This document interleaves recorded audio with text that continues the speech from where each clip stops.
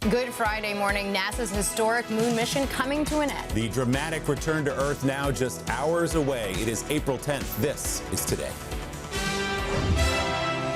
Countdown to splashdown. The Artemis II astronauts preparing for their homecoming after that unprecedented journey around the far side of the moon. I just want to look at my daughters, Ellie and Katie, and just say I love you. NASA saying it is ready for their return. We've reviewed all the systems, we've reviewed all the re-entry procedures and activities, and we are good to go. We'll have the very latest. Breaking overnight. Israel and Hezbollah exchanging new strikes, further threatening the delicate ceasefire, and peace talks planned between the U.S. and Iran this weekend. But the White House remaining optimistic. So where does it all go from here? A live report from a region on edge straight ahead. Stunning statement. First Lady Melania Trump delivers a surprise, rare address, forcefully denying any ties to Jeffrey Epstein. The lies linking me with the disgraceful Jeffrey Epstein need to end today. I am not Epstein's victim. Epstein did not introduce me to Donald Trump. And calling on Congress to hold hearings with survivors of the late sex offender. Each and every woman should have her day to tell her story in public. Just ahead, her message, the timing behind her speech, and the reaction from the president.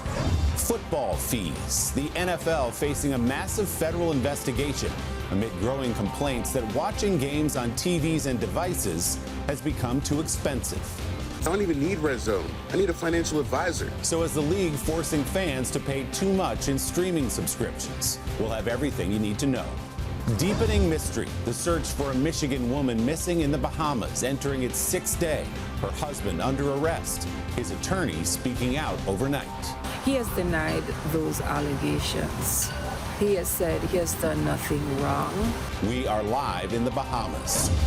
All that plus ready for the weekend. Al's tracking a major spring warm-up on the way after days of brutal cold up and down the East Coast. His full forecast, including where to expect severe storms. And party off? A teenage rite of passage captured in countless movies. Now slowly disappearing. An inside look at why today's teens apparently are rejecting house parties to the dismay of older generations. What happened to house parties? Today, Friday, April 10th, 2026. From NBC News, this is Today with Savannah Guthrie and Greg Melvin. From Studio 1A in Rockefeller Plaza. Good morning and welcome to Today. Glad you're with us on a Friday morning. I'm Willie Geist alongside Laura Jarrett in for Savannah and Craig today. And we are fighting against the death of house parties in America. I feel like the Geist household had a killer playlist. We did. We had a lot of house parties. I also have two teenagers who might object to the premise, but we're going to have a robust discussion about house parties. We're going to get after it. We're going to get into it. But let's begin with the countdown to that historic splashdown. The Artemis II crew set to return home just after 8 o'clock Eastern time tonight. Take a look here. U.S. Navy ships are already near the target zone off the coast of California, preparing to recover the 4 astronauts after their 10-day mission to the far side of the moon. This is considered the most dangerous part of the journey. All eyes on the heat shield set to withstand temperatures reaching 5,000 degrees. We've got it all covered, including Al's splashdown forecast. But we will start with NBC's Tom Costello, who has covered every historic moment. Tom, good morning. Big day. Yeah, absolutely. Good morning to you. This is going to be a critical moment and a critical test for Orion's heat shield because during the uncrewed Artemis I flight, the heat shield suffered significant burning and charring. So NASA has changed the trajectory to reduce the heat on the Orion spaceship as it returns.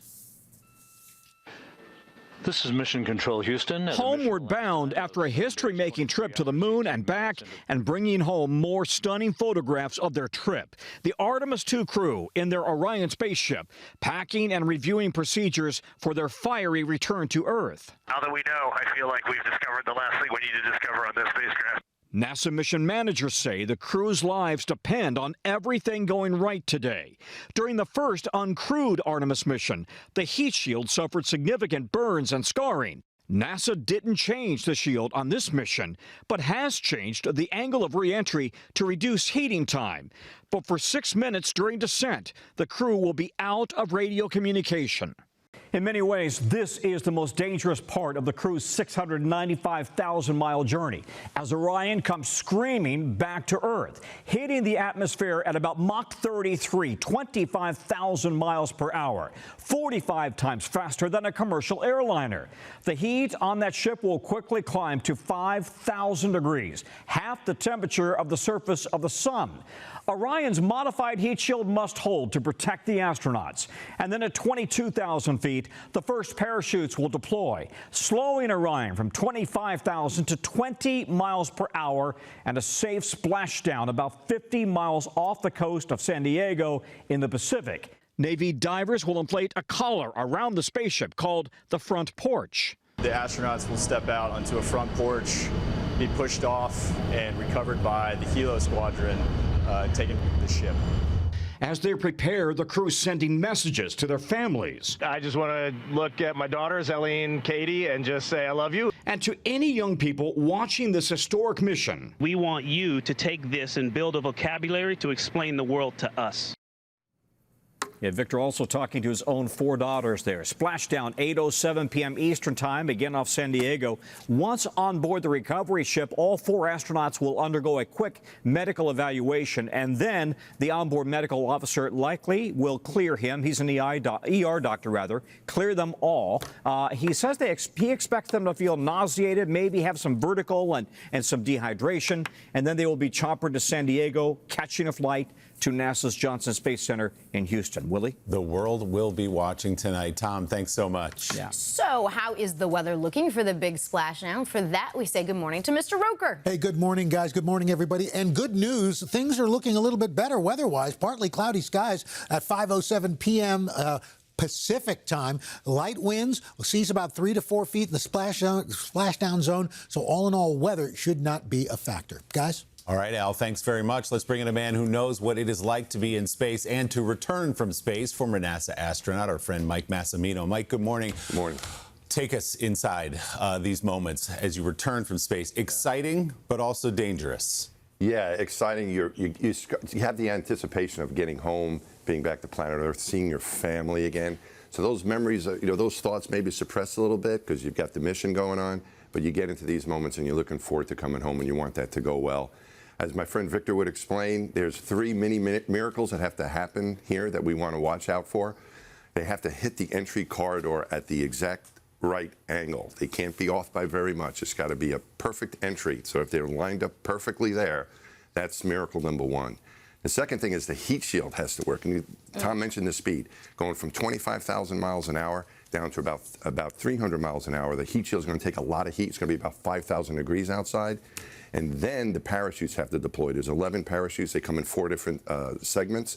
The big main ones that you saw at the end of that video, they'll be the last 3 that'll touch them down on the ocean at about 20 miles an hour. So hit the entry corridor, make sure the heat shield is working to absorb the heat, and then the parachutes. Those are the 3 things we want, the major things that we want to be looking for here once they hit the atmosphere. So a lot has to go right. Yeah. Sort of all perfectly choreographed. As you think about the last 10 days, Mike, what stands out to you? Like, what do you think is the biggest success, the biggest takeaway from this mission, and where does it go next?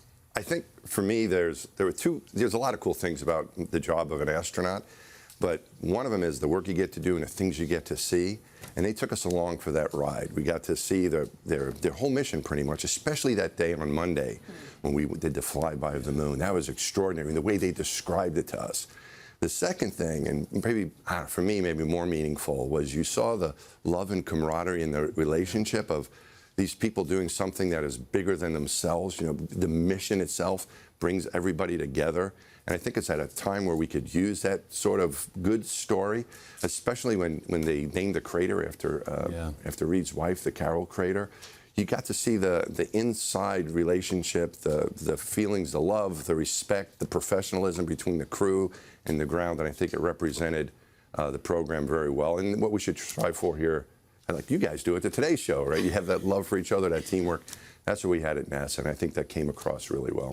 They've been so eloquent and profound in these messages they've delivered back. It's been beautiful to watch. We're hoping for a safe return. They're the best in the business. Mike, thanks so much. We appreciate you having with us here. A programming note, you will see complete coverage of the Artemis II's return to Earth starting on Nightly News at 8 p.m. Eastern as well, right here on NBC. Now to that stunning statement from First Lady Melania Trump, using a rare public address to break her silence about Jeffrey Epstein and call for Congress to have a hearing for survivors of the late sex offender. NBC's Gabe Gutierrez is at the White House for us. Gabe, good morning. Laura, good morning. This statement was completely unexpected and so tightly held that some of the First Lady's staffers didn't even know what she would say. So why now? Well, the First Lady's senior advisor would only tell us she decided to speak out because enough is enough, and the lies must stop. Melania Trump walked up to the cameras and got straight to the point. The lies linking me with the disgraceful Jeffrey Epstein need to end today. The First Lady forcefully denying any knowledge of Jeffrey Epstein's crimes and downplaying any personal connections to him. Donald and I were invited to the same parties as Epstein from time to time, since overlapping in social circles is common in New York City and Palm Beach. Over the past year, Mrs. Trump's legal team has aggressively tried to fight back against what they saw as false and defamatory rumors connecting her to Epstein. I am not Epstein's victim. Epstein did not introduce me to Donald Trump. I was not a participant, was never on Epstein's plane, and never visited his private island. Her name is mentioned more than 100 times in the Epstein files, including this email she sent to Epstein accomplice Ghislaine Maxwell in 2002, complimenting the couple on a flattering magazine story. My email reply to Maxwell cannot be categorized as anything more than casual correspondence. The First Lady's statement reigniting interest in a controversy that has frustrated President Trump, but had recently faded from the headlines. This is a Democrat hoax that never ends. MS Now reporting that the president said in a brief phone call that he did not, quote, know anything about her statement beforehand. Now the First Lady is calling on Congress to allow Epstein survivors to testify under oath. Each and every woman should have her day to tell her story in public if she wishes, and then her testimony should be permanently entered into the congressional record. Then, and only then, we will have the truth. In response, a group of a dozen Epstein survivors are accusing the First Lady of deflecting responsibility, and they want former Attorney General Pam Bondi to go before Congress. So far, the White House has not commented on how much the president knew about the First Lady's speech beforehand, or whether the president agrees with her that Epstein survivors should testify. Laura. Gabe Gutierrez, thank you. Much more to get to this morning, including the push for peace in the Middle East. New Israeli strikes in Lebanon overnight, adding even more tension to that already fragile ceasefire between the U.S. and Iran, as Vice President J.D. Vance prepares to lead critical weekend talks with Iranian officials. NBC's Stephanie Gosk is watching all of it from Tel Aviv. Steph, good morning. Good morning, Will. You know, it's calm here in Tel Aviv, but as you mentioned, Israel continues to strike Lebanon and the militia group Hezbollah, which is responding with rocket fire. Now, Iran's foreign ministry is threatening to pull out of this weekend's negotiations if Israel doesn't stop. This morning, the ceasefire holds, but it's shaky. As the clock ticks down to talks this weekend, among the thorniest issues, Israel's ongoing strikes in Lebanon, targeting, it says, the Iran-backed militia Hezbollah. After a massive bombardment Wednesday killed more than 300, according to Lebanese health officials. Hezbollah returning fire into northern Israel last night, bomb sirens even sounding in Tel Aviv. Iran's leaders say Lebanon is an inseparable part of the newly brokered ceasefire, something the U.S. and Israel dispute, threatening to unravel the agreement as the White House team gets set to meet Iranian officials in Pakistan for talks this weekend. President Trump tells NBC News he spoke with Israel's Prime Minister Benjamin Netanyahu about Lebanon. They're scaling back, he said, adding Netanyahu is going to low-key it. Netanyahu later announced new peace talks with the Lebanese government, but also said, quote, there is no ceasefire in Lebanon. We continue to strike Hezbollah with force. His foreign advisor speaking out. The terrorists, the Hezbollah terrorists, will not have immunity. While the Strait of Hormuz remains all but shut down, Iran is supposed to guarantee safe passage through the vital waterway as part of the ceasefire deal. President Trump posting, Iran is doing a very poor job, dishonorable, some would say, of allowing oil to go through the Strait of Hormuz. That is not the agreement we have. Just 5 ships made it through the strait Thursday, Iran officials blaming it on the war. Those technical restrictions are very much connected to the wartime condition, and it takes time to be removed. The uncertainty shooting oil prices near $100 a barrel, and the average price of gas in the U.S. sits at $4.15 a gallon. Getting more tankers through the strait set to be a key issue in this weekend's negotiations. Despite the challenges, President Trump tells NBC News he is, quote, very optimistic about this weekend's negotiations. He says the Iranian negotiators are very different behind closed doors than they are in the public and the press. He described them as much more reasonable, Willie. Stephanie Gosk in Tel Aviv. Steph, thank you. Meantime, there are new tensions this morning between the U.S. and Cuba. For months now, the Trump administration has choked off the island's oil supply, leading to blackouts and a deepening economic crisis. Cuba's leader addressing that and more in a new exclusive interview with NBC News. Kristen Welker, moderator of Meet the Press, sat down with him in Havana. She joins us now from Washington. Kristen, good morning to you. The president has openly talked about a potential takeover and leadership change. What did Cuba's president tell you about that type of rhetoric? Well, Laura, good morning to you. President Diaz-Canel was defiant when I asked him about President Trump's claim that, quote, he can do anything he wants with Cuba. The Cuban president telling me that the country is a peaceful nation, but also preparing for the possibility of a military attack. So really striking to hear him say that. And he said he himself is willing to make the ultimate sacrifice for his country. Take a look. Are you afraid for yourself, for your family? Or are you prepared to, as you say, make the ultimate sacrifice if you are attacked? I have no fear. I am willing to give my life for the revolution. Of course, I wouldn't like that to be the attitude of the U.S. government. I think the American people is a sensitive people. And they wouldn't allow, or they wouldn't see with good eyes, that their government, the country, would invade a very small island that does not pose any concern in terms of national security for the United States. Now, of course, that after the Trump administration ousted Venezuela's leader and killed the supreme leader in Iran. It is important to note President Trump has largely said Cuba will fall on its own, he believes. He has not really leaned into the idea of military intervention. I can say, though, having visited Cuba, this is a communist country that's been struggling economically for decades, in part because of its governmental structure.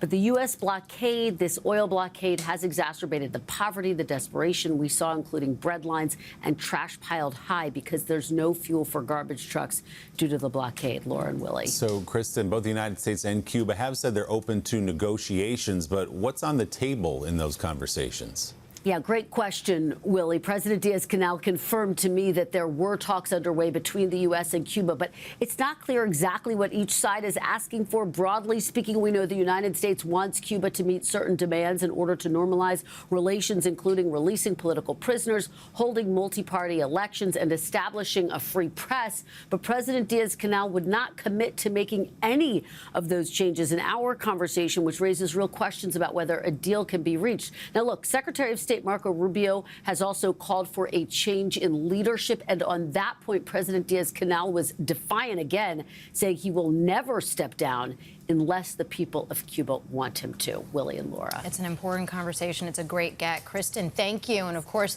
she will have a lot more on that exclusive interview with Cuba's president this Sunday on Meet the Press. We will be watching. Let's turn back to the weather now and the rest of Al's forecast. How's it looking, Al? Well, guys, we got some unprecedented weather getting ready to set up. We've got 5 days in a row of severe weather starting tomorrow in Saturday. We're looking at strong storms from Amarillo down to Del Rio, damaging winds. We could be looking at a couple of tornadoes here and there. But then we move on into Sunday from Wichita to Abilene, Texas. We're expecting, again, severe weather, wind gusts, a few tornadoes from Wichita down to San Angelo. And then we move into early next week. Monday, we expect to see strong storms, La Crosse, Wisconsin, all the way to Abilene, flash flooding, tornadoes likely, damaging winds. We move on into Tuesday, Green Bay, Lansing, Quincy, Kansas City, down to Killeen, Texas, flash flooding again. And then Wednesday, Burlington, Terre Haute, St. Louis, down into Dallas,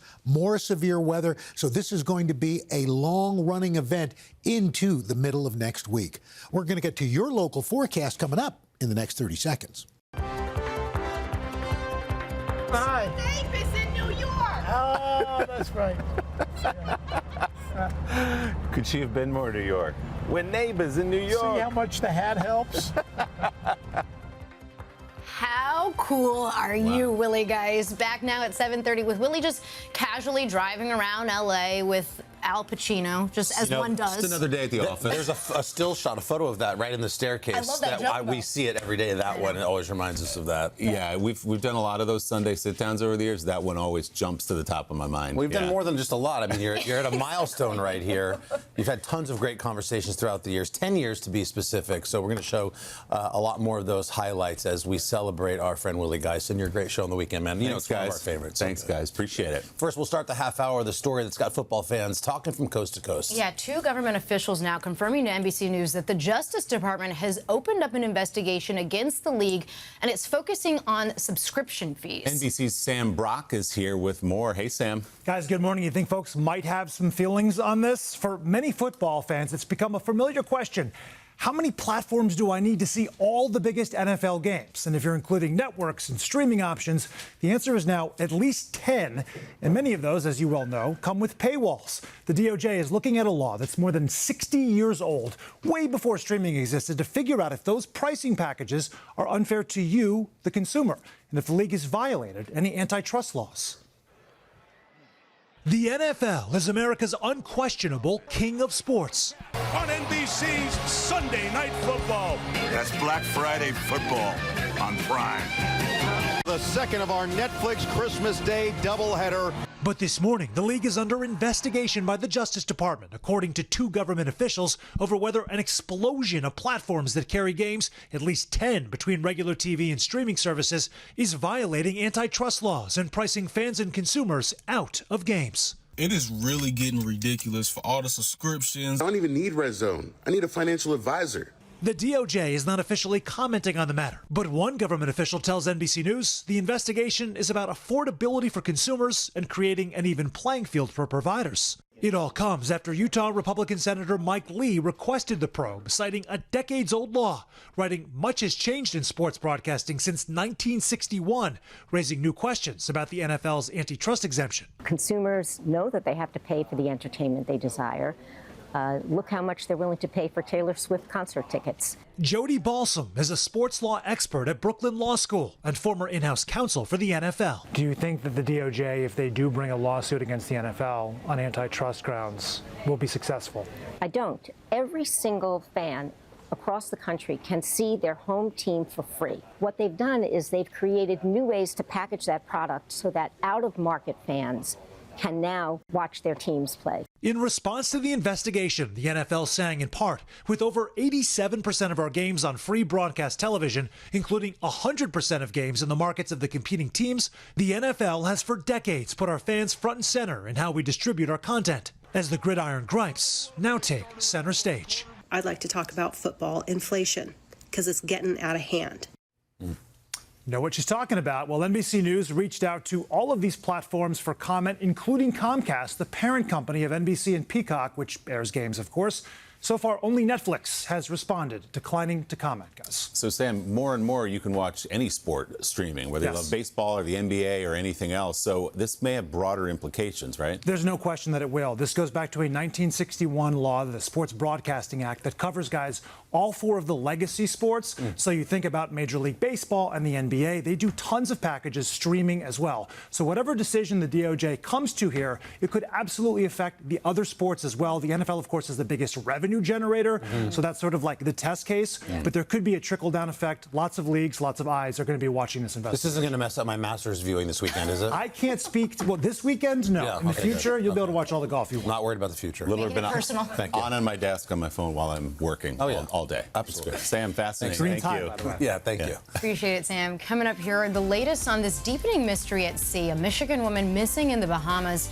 Her husband now under arrest. What his lawyer is revealing overnight. And we've been talking a little bit about it. You probably went to a few of these back in the day, but it looks like those classic house parties are somehow becoming a thing of the past for today's teens, which is ironic because we had one in our house last night. Joe Fryer on that day. There you go. Well, besides that, you know, I mean, some of these young people are watching movies from the 80s, 90s, seeing house parties and actually asking, did that really happen or is that just a Hollywood thing?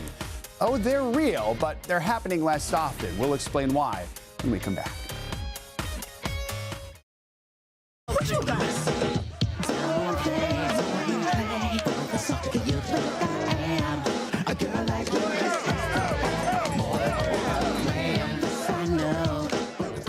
That's my era. I mean, we're all in on this. We are back with those unforgettable moves of Kid and Play from the 1990 classic House Party. You know, they shot these scenes without playing the music in the room. What? They added it in post, which has always been amazing. Really? Yeah. How? That was Christopher Martin, who was Play from Kid and Play. That was his Yes. actual house. And they shot that whole thing. Look at this. Yeah, I love it. That happens to be the focus of our next story. That's my era right there. Because those parties, unfortunately, are going the way of the dinosaur, we understand. So NBC's Joe Fryer is here to explain we are not going to make you do the toe touch dance with me, though. I kick other people's feet on the dance floor, but it's accidental. It's purely like stepping on their feet is really what it is. Good morning. Many of you remember someone's parents would go out of town. It was almost customary for a house party to go down. The trend, though, seems to have changed for Gen Z. Many have confessed on social media they've never been to a large house party as teenagers. No, she thinks she's gonna have a party and not invite me? Who does she think she is? What was once thought of as the rite of passage for many American teenagers, yo, this party is the GOAT, is now happening less frequently amongst the younger generation and at a much smaller scale, with one Gen Z Reddit user asking whether house parties depicted in movies actually happened, writing, I'm Gen Z and have never been to anything like this, so was this a thing that just doesn't happen anymore, or is it just Hollywood? Thousands of comments from older generations answered with a resounding yes. It definitely happened. But USA Today reports many members of Generation Z confessed on social media to never having been to large house parties as teenagers. The reason why Gen Z doesn't like parties as much as other generations isn't just because people are antisocial and have social anxiety. It's because our party music sucks. Does it surprise you that we don't see as many house parties as we used to? This generation is a COVID generation where large gatherings were 100% frowned upon. And we know that they are just drinking less and doing the things that kind of house parties are known for far less. So it's not a real big surprise. Another factor that might be playing into fewer ragers, the era of social media. And that's really something that I think younger generations are missing out on, is they can't just show up and do whatever they want to do without risk that it's going to end up in the world. I am sure glad they didn't have social media when I was growing up. I'm also glad I didn't have Life 360 because I would have been in trouble. I would have been in a lot of trouble. So what is this generation doing instead? Well, experts say they're more into connecting and gathering over skincare and multiplayer video games. What happened to house parties? But in this age of nostalgia, where the younger generation is bringing back 90s fashion, digital cameras, and cassette tapes, could they also be craving an old-fashioned way of community? Can we bring back house parties? If I had a party this weekend, would y'all come? Because, like, honestly, someone just got to do it. And Dr. Jen Hartstein said house parties, well, they can be a good experience for kids, providing them with community and connection. The main thing, trying to get them off the phones and live more in the moment. So the doctor says they're good for you. Now, who here threw the house party? I'm trying to figure out which one of you. It was you. We had a house party. We had a Yeah. lacrosse game in our neighborhood, and I had kids in my basement, and there was a house party across. It was a pool house party. Sure. But they're on spring break, so it was still going on. Nothing crazy like that, but still getting together, boys and girls, hanging out. But don't you remember, like, when someone would yell down, like, Carson, your mom's here, and, like, you'd have to come up and, like, sort of do that walk of shame for These were foundational to high school. Like, this is what we did on the weekends. I think a lot of it, as you point out, is probably the phones. It's changed social interactions, but I do feel like the pendulum might be swinging back, hopefully, to a little bit more face-to-face. Doesn't mean you have to, like, burn down the house, kids. No. But just get together and have fun. Experts think it's a good idea the pendulum is swinging back a little bit for that human interaction. Totally is good, I hope Just put the phones down and don't take photos of people maybe doing something they don't want to see later. Exactly. We didn't have phones in those house party days. All right, Joe. Thanks, Joe. Thanks, Joe. Al, how's it looking out there? Well, looking pretty good. In fact, above average highs for much of the country coming up this weekend. Jet stream way up to the north. So Billings, Montana, almost near 70 today. Abilene, 81. Albany, New York, 15 degrees above average at 71 degrees. And then tomorrow, D.C., you're at 70. Waco, Texas, 81. Dallas, Denver, 76 degrees, 15 degrees above average. And heading into the weekend, look at this. D.C., you're going to be near 90 by Tuesday. 77 in Boston. Tuesday, Tupelo, Mississippi, 87. And then we got this big area of high pressure, a strong Bermuda high that's going to be pushing up the warmest temperatures so far this year by midweek. Look at some of these temperatures going into Thursday. New York City, you're going to be into the low 80s. Washington, D.C., low 90s by Wednesday. Roanoke, 92. New Bern, we're looking at temperatures into the mid-80s as well. So it is looking like summer by next week. That's what's going on around the country. Here's what's happening in your neck of the woods. That's your latest weather. And now, Carson, you're looking very 60s like right now. This is my homage. I watched an obscene amount of television yesterday because the Masters was on. I watched both the morning and in the afternoon wave of TV. So this is my homage very nice. to You just need a the Green martini. You Jacket. can watch start to finish now, which is nice. Right, well, today I can do it, and then I got Artemis Landing at 8 o'clock, so it's going to be a good day. All right, we've got a good Pop Start sneak peek, and we'll get it from our friends over on Broadway. They have found their host for the 2026 Tony Awards, and let's just say that she knows a thing or two about putting on a show.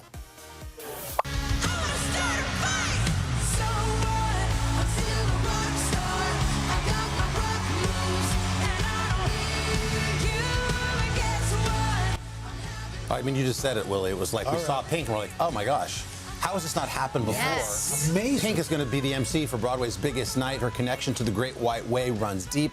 Currently, her music's featured in 2 shows, Anne Juliet and Moulin Rouge. Pink sharing that before she took the gig, she had to seek permission from her daughter and Broadway superfan Willow, saying, when I asked my daughter, she was really excited about being able to have a ticket to go to the Tonys. So I'm hosting the Tonys, and I'm really, really excited and very nervous because that girl is a tough crowd. The perfect host for the Tonys. Tonys are set to air Sunday, June 7th over on CBS. What an inspired choice. Yeah, Love it. that's going to be Great. good. Home run. All right, there is much more ahead in Pop Start, plus a must-see morning boost to start your day off right. But first, these messages.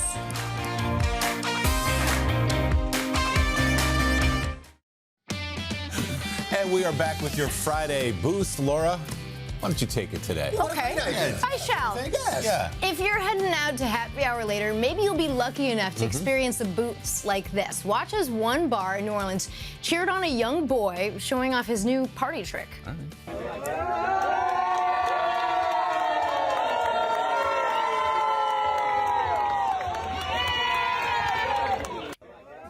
Nice. Just free entertainment for the bar. Just cheering him on. Talk about a house party. That looks I like know, right? Looks like a house party. I know. They gave him a roadie. I like the bow that he took at the end too. He's very proud of He himself. put his hat out and collected some tips or something. There's a business opportunity there, young man.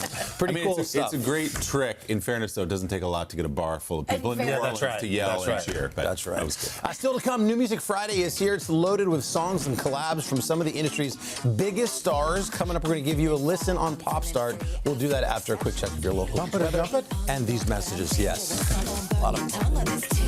Might show up late, might be on time.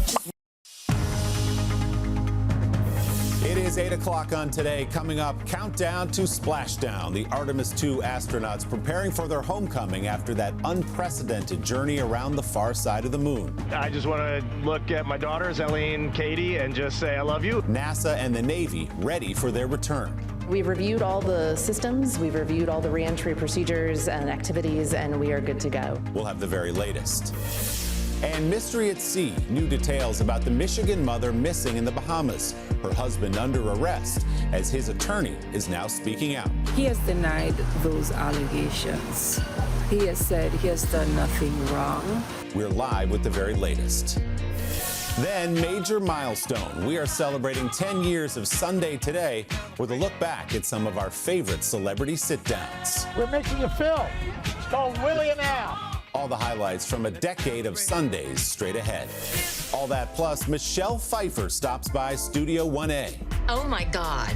Elizabeth Banks on her smallest role. There you are. And a pit star gets a real star. Hey, Mr. Noel Wiley. That and much more coming up today, Friday, April 10th, 2026.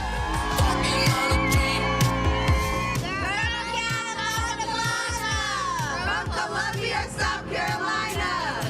Good morning, Dad and my sister Olivia from Westchester, Illinois. Celebrating our 36th anniversary.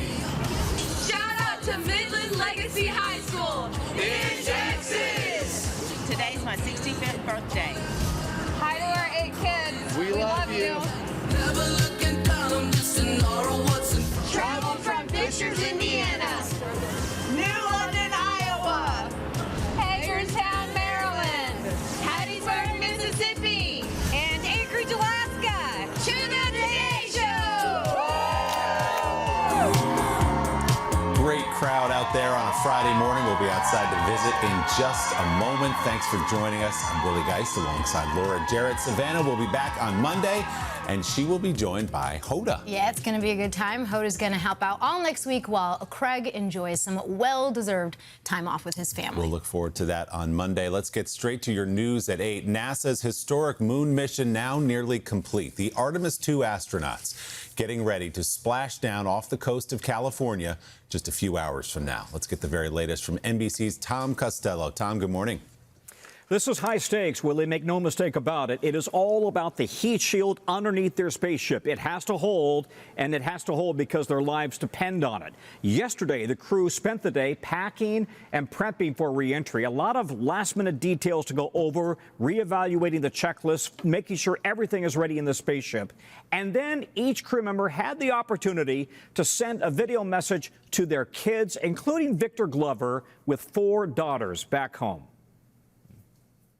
Genesis, Maya, Joya, and Corinne, as we are on our way back from this dream of a mission, your mom and I look forward to supporting you, chasing and catching your own dreams.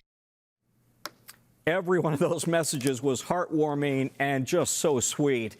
And it all comes down to today because everything has to go right. The Orion capsule will re-enter the atmosphere at 400,000 feet. It's going to come in very hot and very fast, and that heat shield has to hold. Keep in mind that on the first Artemis I uncrewed mission, that heat shield suffered serious burns and scars. They're coming in at a different angle, hoping to reduce that stress today. And then at about 22,000 feet, the parachutes will deploy, and they will go from, again, re-entry speed of 25,000 miles per hour down to a splashdown at about 20 miles per hour. The Navy already has a ship standing by. Navy divers are ready to immediately drop into the ocean and swim up to the Orion capsule. And the crew members, all of those crew members will be taken ashore, a Navy ship that is standing by. And on board, they have Navy medical teams, including a lieutenant commander who is an ER doctor. He is expecting some nausea, some dehydration, some vertigo, but for the most part,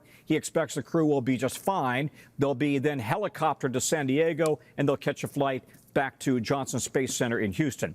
So it all comes down to today, and make no mistake about it, the stakes are very high. It has to go right. Willie? We will be watching very closely. Tom, thanks so much. A programming note, you will see complete coverage of the Artemis II return to Earth starting on Nightly News and at 8 p.m. Eastern right here on NBC.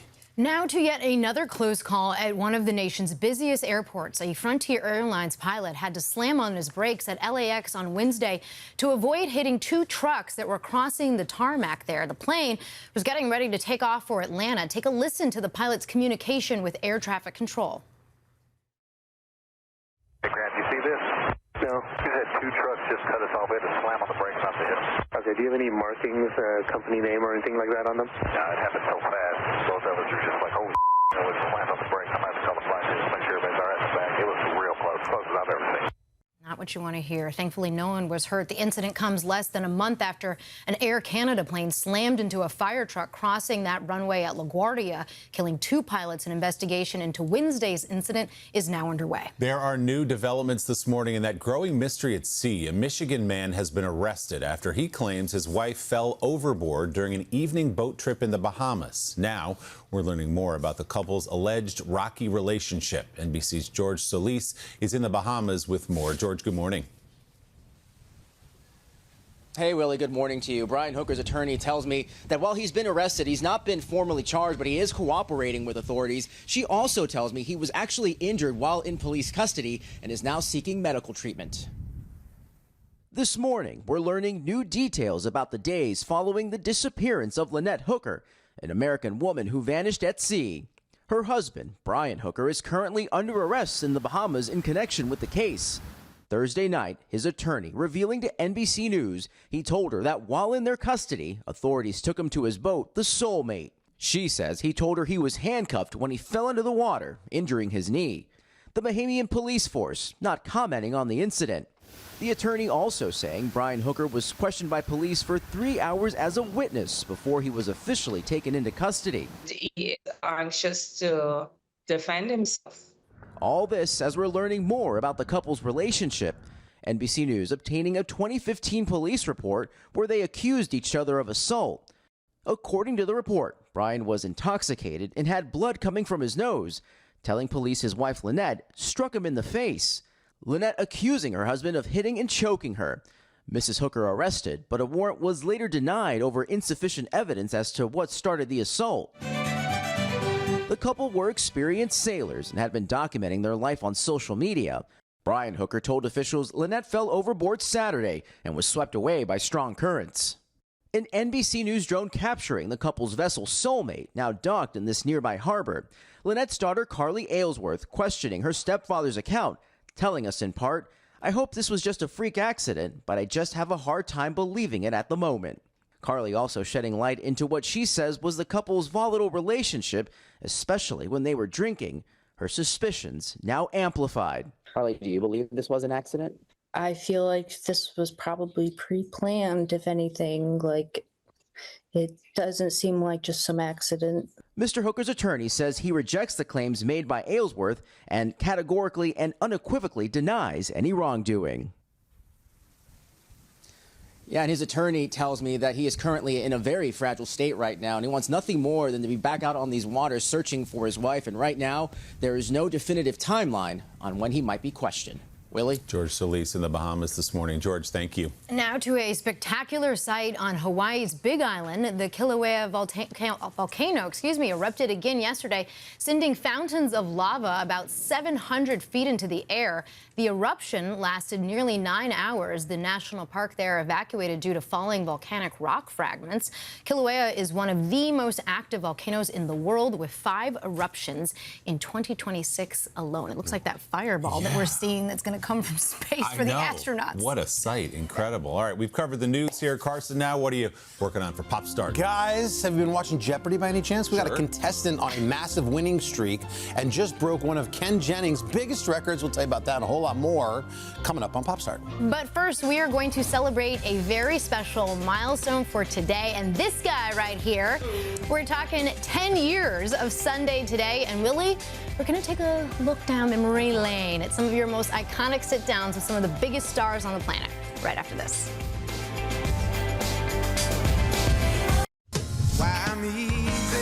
We are back now at 8:14 with a very special celebration. Guys, 10 years ago, this man right here, Willie, guys, threw the sickest house party. And He also ushered in a brand new era of today. We are talking, of course, about Sunday Today, a chance to slow down, grab that yellow mug, and dig deeper on the biggest news stories of the week. But of course, our favorite is your signature Sunday Sit Down. It's a weekly Sunday morning house party. That's the way we're branding it. It's been quite a decade from our first sit down 10 years ago with Leslie Odom Jr. at the height of Hamilton mania. He played Aaron Burr, to a bunch of guests known by one name, Shaq, Reba, Dolly. I've ridden shotgun with Dale Earnhardt Jr. at Talladega and driven around Al Pacino and Ice Cube. It's been quite a ride. Yo, Willie, bless up. We're making a film called Willie and Al. Go see it. Willie, such a pleasure to meet you. Such a pleasure to meet you, too. Hi. It's so nice to see you. My entire family is watching right now. They love your show. Willie! You did it. This is crazy. Shake your body, baby, do that conga. No matter where I've been, that song still comes on. Those three horn, and everybody just, it's like they gave them permission to go berserko. I love it. I could go to any wedding this weekend and I would hear one of your songs, guaranteed. Music should do that. Music should make you fall in love and make you happy. Is Piano Man the song, when you look out at the crowd, is that when they get the most unified in their singing? Yes, everybody's singing along. The magic of music is that it can live forever.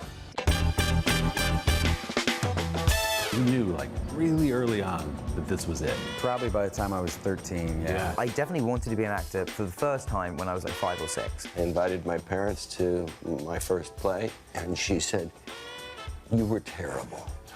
She's liked other performances better than that one since that time. I was, if you can imagine, a very dramatic child. I'm shocked, Carrie. I'm shocked. I learned early on the appreciation for that.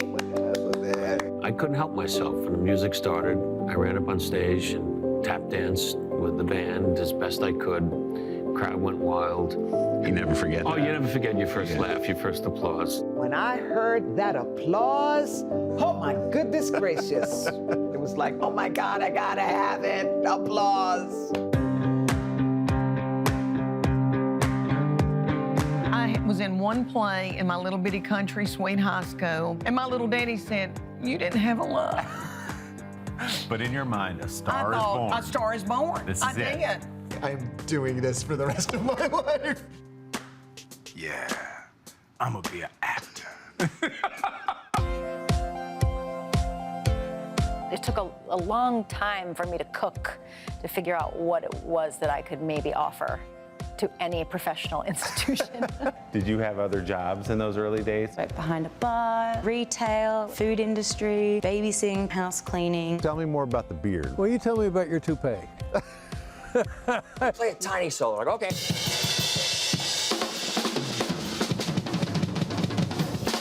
This may be my premier mode of transportation.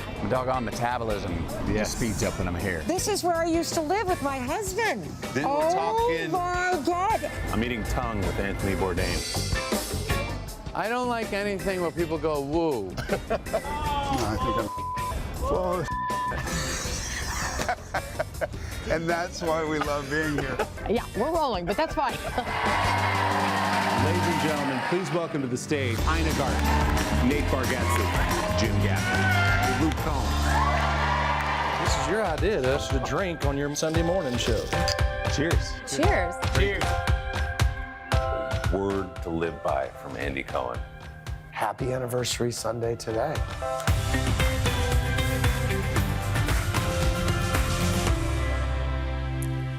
Got to shout out our amazing producer, Hannah Van Winkle, who put that together. And coming up this Sunday, we're going to have a full 12 minutes or so looking back at the best of it. I want all of it. So good. It is such a great show, Matt. Congratulations. We thank you. Raised our glass to you to 10 years. Here's to 10 more. Here you go. It's such a great, smart, fun conversation every Sunday, and such a great addition to our program here. Congratulations, man. You must have a blast. You guys have been amazing supporters all the way, so I appreciate it. And this goes to our incredible team who puts that show together. Yeah, you'd be remiss to not mention how beautiful the show is shot. It really is cinematic. It looks gorgeous. Our crews, our producers, our editors. Name them all, Willie. Business. Name them all, please. How much time do you have? The heck with pop stars. Yeah. Just do that. Yeah, well, congrats. Thanks, guys. Best time of the morning, Friday Pop Start. All right, you guys want to play a little Pump It or Dump It? Yes. All right, it's New Music Friday. Let's get right to it. We're going to start with an unexpected dynamic duo. We're talking about Lady Gaga and Doechii. The Grammy winners are teaming up on Runaway, which is a new track for The Devil Wears Prada 2. Let's roll it. Do a little twirl. Yes. Let them know I'm that girl. Yes. Monday through Sunday, I can turn a dance floor into a runway. Batman. Al and Iris. Pump it. You're right. What a great combo. Yeah. Doechii and Lady Gaga. All right, next up, Ella Langley, the country superstar, having a huge 2026, not showing any signs of slowing down yet. Her album, Dandelion, has finally arrived, and here's a peek of one of the songs called Bottom of Your Boots. If you're gonna love me, better love me to the moon and back. From the bottom of your boots to the top of your hat. Tell you what, it was like Lainey Wilson was blew up. Jelly Roll had that historic year. Yeah. Now we're seeing it with Ella Langley, man. Yeah. What a year. And this album backs it up. We're going to pump that one. Oh, yeah. We're going to pump it. Yes. All right, also dropping new music overnight. Our buddy Teddy Swims. This one's called Mr. Know-It-All and comes ahead of his performance this weekend at Coachella.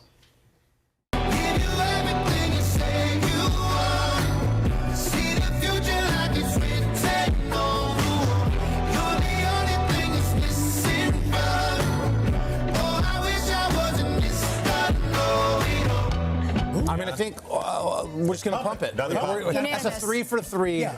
Pump it. Plus, it's also dedicated to Craig Melvin. Love it. All right. Next up is Noah Kahan, the Grammy-nominated singer, is opening up in a new Netflix documentary. The project gives viewers an inside look at Noah's process, trying to follow up Stick Season from 2022, that album that was huge. It launched him into overnight success. We've got a Pop Start exclusive here of the doc, and in this particular clip, Noah's got a vulnerable conversation going on with his brother about handling fame and failure. Do you ever worry that, like, this is the peak, or you will peak at some point? Yes, I do, all the time. That's all I think about, really. You know, tomorrow if I don't play a great show at MSG, like, what could that mean? That can mean that people start losing interest and the fans start to think it's boring and stale and the label loses faith in me. And my therapist is always like, you know, failure is part of it. Like, you need to prepare yourself for that because it'll let you accept the moment you're in. And I just have never really been able to do that. I'll tell you what, as a mental health advocate, it's great that this is what we need. Yeah. People like this coming out in these documentaries, talking open, normalizing it also. Good on Noah Kahan for that. It's called Out of Body, and it starts streaming on Netflix on Monday. From one Noah to the next, Noah Wyle, the Emmy winner, made a pit stop yesterday on the Hollywood Walk of Fame. It's a pun. Thank you, Al. Wyle receiving his coveted honor, getting his name imprinted in concrete on Hollywood Boulevard. Friends were there honoring him during the ceremony, including actors Steven Weber and Jonathan Frakes, as well as his wife and his kids. And in a heartfelt speech, Noah reflected on his decades-long career in the industry, always dreaming of this moment. As far back as I can remember, I have wanted to be part of it, to be initiated into the club and company of showfolk. Those crazy, diverse individuals, that tribe of oddballs and eccentrics, dreamers and gamblers who make up this business. I love it more than I can say. It is all I've ever wanted to do and the only place I've ever wanted to be. It has been the joy of my life playing for you, being welcomed into your homes, becoming part of your history and your evolution. And I am truly. I don't know him, but I love him. Yeah. And I'll tell you what, getting the Hollywood Walk of Fame, he got his star there. There's an urgent care on Hollywood Boulevard. I hope it's right in front of that. Yes. You know, wouldn't that be cool? From ER to From ER to the Did pit. anyone see the kiss that he gave his wife at that Hollywood Walk of Fame ceremony?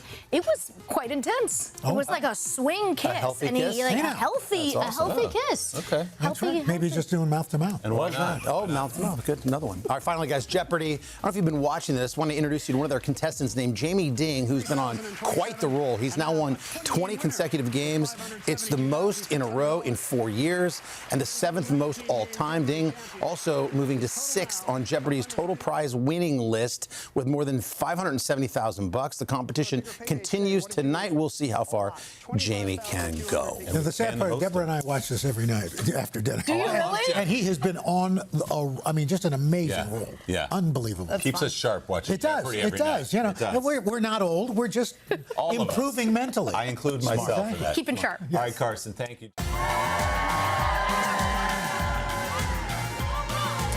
Welcome back. We are so excited that Michelle Pfeiffer is here. That's always a good thing. Audiences are getting to see a lot more of her right now. We're spoiled in 2026. Michelle starring in a pair of new series, the smash hit The Madison from Taylor Sheridan, and now Margot's Got Money Troubles. It's based on a popular book, follows a young mother struggling to make ends meet with her own reluctant mother, trying to be as supportive as possible.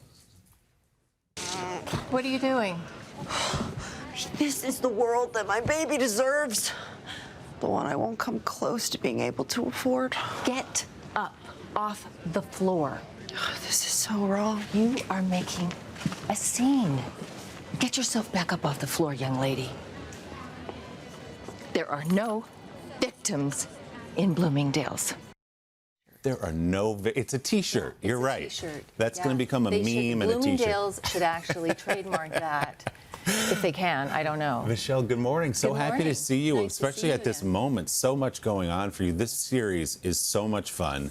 Can we talk about your character, Cheyenne? Of course. And what a blast it must be Yeah. to play her. It was really, really fun. And, you know, my husband and I have never worked together. And there was this book laying on the counter in the kitchen. And I kept walking by it, looking at it, you know, because the cover is actually kind of intriguing. And I, what's that? He said, oh, yeah, that's a book, nonchalantly. That's a book that we've optioned. Oh, and by the way, there's a part in there that everyone thinks no one can play but you. Wow. So I read it and I'm like, okay.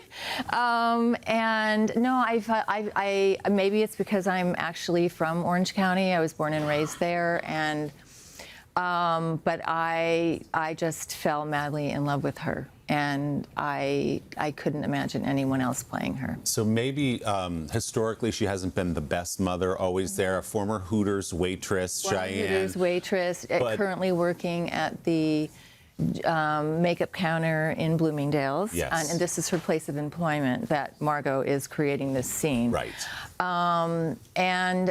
Yeah, not real confident in her mothering skills. You know, she also had an unexpected, Margot was an unplanned pregnancy. And she was completely unprepared and, you know, single mom, went into survival mode. Not able to provide all of the things I think that she had dreamt of, you know, and it's one of those big curveballs that life throws you. And I think there's a lot of shame and guilt, but she's determined that Margot is going to have a better life. Yeah, and their relationship And then is so what does she beautiful. do? She goes and gets pregnant. Yeah. Yeah, so she's not happy. Yeah. Cheyenne's not happy. So Margot is played by Elle Fanning. Elle Fanning, Beautifully. the beautiful, brilliant I Elle actually Fanning. didn't realize how deep your relationship goes. I mean, she Yeah. views you as basically a member of the family. I know. I just love her. She and Dakota. You know, I think I used to sort of think of them as my children, but now they're more my peers, and we just have so much fun together, and they're so talented and so much fun just to be. That's important, you know, because when you're with everyone from morning till bedtime. And they're just fiercely intelligent, and we just have so much fun on and off the set together. I love them. Elle was here a couple of days ago talking to Craig. Here's what she said about you, Michelle Pfeiffer. And now she gets to play my mom in Margot. And the relationship between Cheyenne and Margot is really special. It's very complicated. And Michelle and I's bond just got even deeper than it already was. So she's like one of my closest friends, honestly. I'm so lucky to have her. And she traces it back to when she was 2 years old on I Am Sam. That's how long she's known you. 2 years old, toddling around the I Am Sam set, and just couldn't have been more comfortable. She just sort of grew up, you know. And then we would, I think Dakota turned 6 on that. And so I bought her a bunch of Barbies and that kind of thing. And so I was in the trailer playing Barbies with the two of them. Then the next cut to, I hadn't seen Elle, and I worked with her on Maleficent, and now she's a young woman. I was very curious to say, oh, what has she become, you know? And she's just, you know, she's just fierce in the best possible way, and so gracious, and now they have their own production company, and in fact, they produced Margot's Got Money Troubles, and now they're off in Budapest producing something else that they're actually finally starring in together. Well, the chemistry is real, and it's beautiful in this series. We also have to talk about the other series that you star in that has just exploded. The Madison, the most watched thing he's ever done, Taylor Sheridan. Which is kind of Yellowstone and everything else he's been a part of. This role, I understand, was a little bit of a surprise. He called you in and said, effectively, I've designed a series around you. Are you in? What did you say? I said, great, I'd love to read something. And there was nothing to read. And he said, actually, I'd like to cast first, and then I write. I'm like, actually, I'd really like to read something. And we went back and forth like that for a few weeks, and I realized I was not going to win this battle. So I took a huge leap of faith. Obviously, he has an amazing track record. And he also he talked to me, you know, he gave me sort of the general scope of the character and what the journey was for this family. And I was really interested in that, and I'd been looking for something to do in television because I've been seeing all of this amazing work being done and getting really envious. And I can now, you know, it's a grind doing a TV show and being away for all those months, but you know, I can now.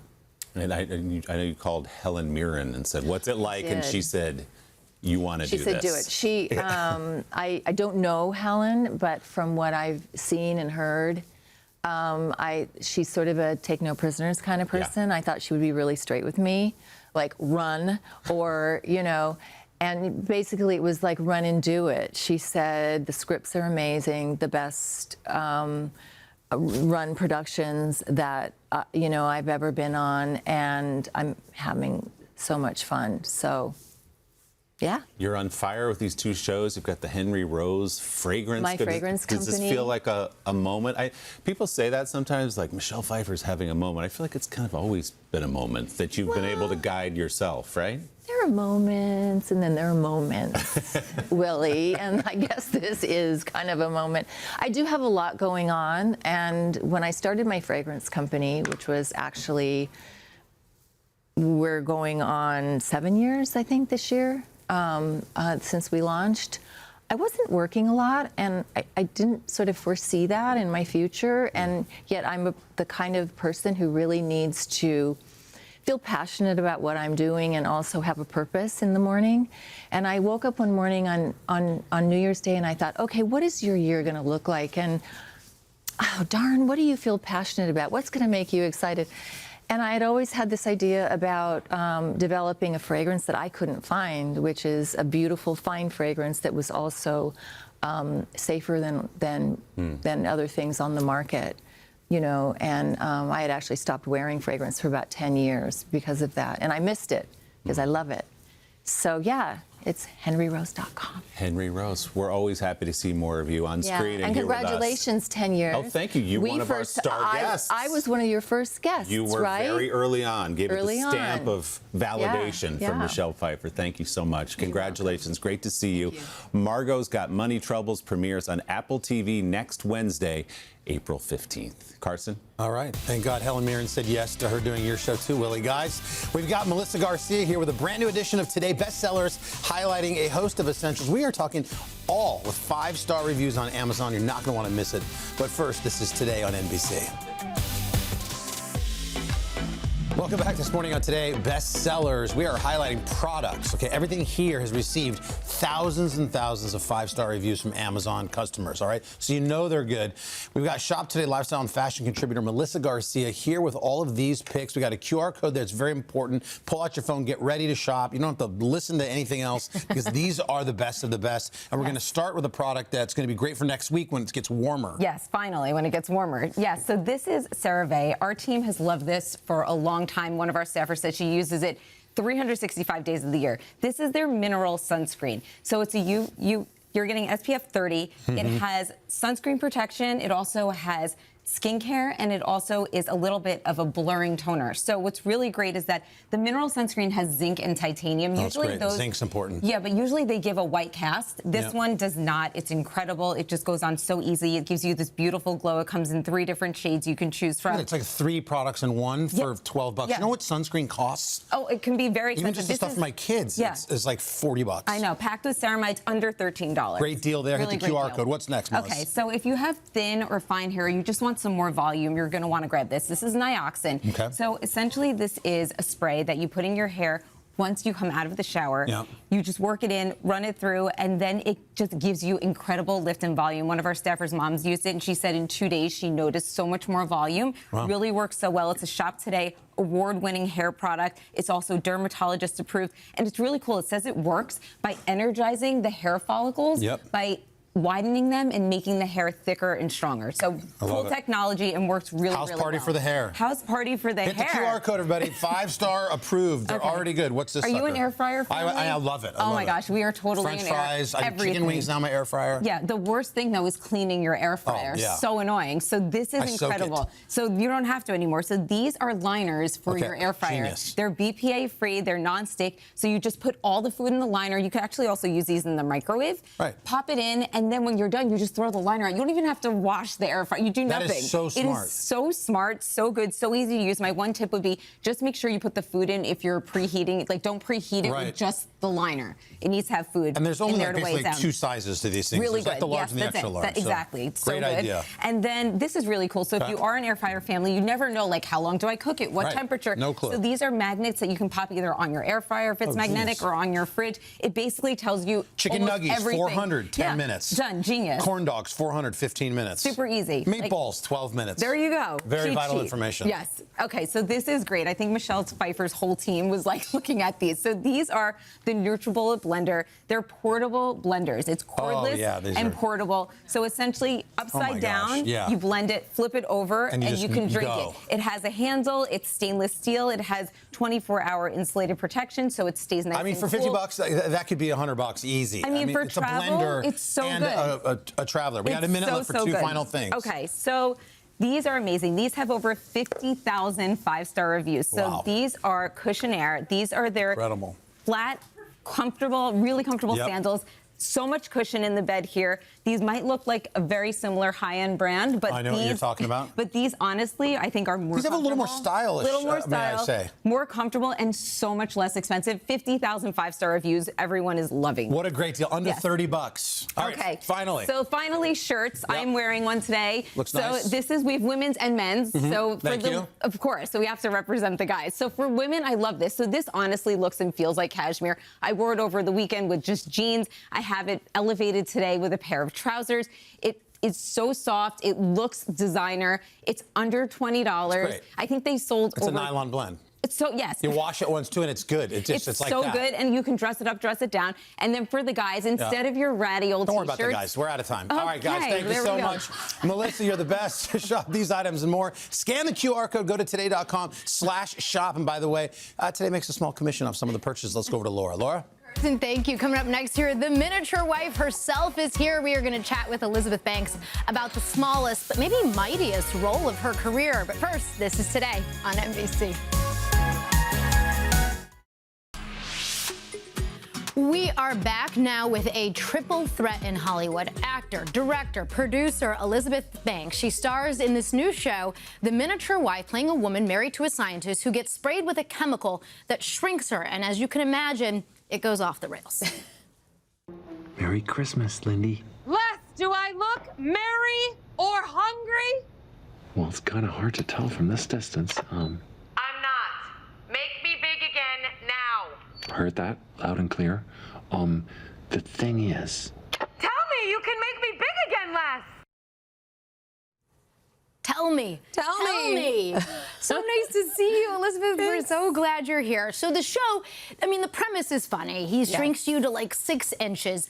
But really, the show is dealing with deeper themes that I think almost every woman alive can empathize with. Well, and any person, it's really relatable, this notion of being made to feel small or diminished in your feelings, whatever. I think we can have that in our romantic relationships. We can have that in our professional relationships. I mean, how many times have we had a boss say something to us that made us feel like, oh, I should have not opened my mouth about that, or, you know, and then also with our parents. These are people kind of dealing with like, you know, parents who weren't giving validation, et cetera, and they're sort of bringing it forward. So what I loved is that we took this very absurd idea of being shrunk and taking all those feelings and making them literal. And it was a really fun, absurdist way to talk about big ideas. So obviously you're in it, Matthew's in it. Also, our very own Jenna Bush Hager is in it. A little cameo. Yes. She's got a lot of those these days. You say she's got some acting chops. She was amazing in the show. Yeah, my character, Lindy, is a famous author. Jenna is a famous reader, and she interviews me on the Today Show in our series, and she was incredible. Yeah, absolutely. She's got a whole other career. You spent a lot of time yelling in this show, and I know you were worried about the yelling. I just feel like yelling is not that attractive. It's mostly because it's very hard to be heard when you're 100 feet away from someone. So they ended up giving me a bullhorn for a lot of sequences, so I didn't have to yell and lose my voice. But in return for the yelling, they gave you just gigantic Hershey bars in return? No, so look, I spend a lot of time on a green screen. That's how they make me look like I'm in every scenario as a 6-inch tall woman. And to help me, they built me the most incredible props, including a 6-foot tall actual Hershey bar that was real chocolate that I could actually eat. It was delicious. Tasted just like normal. Tasted like a Hershey bar. Yeah, I was just nibbling on it. I love it. We had tons of fun props. So many fun things. So you have this going on, so many fun projects. You were also in the Hunger Games 15 years ago. There's now a prequel coming out. Yes. Elle Fanning. What advice did you have for her?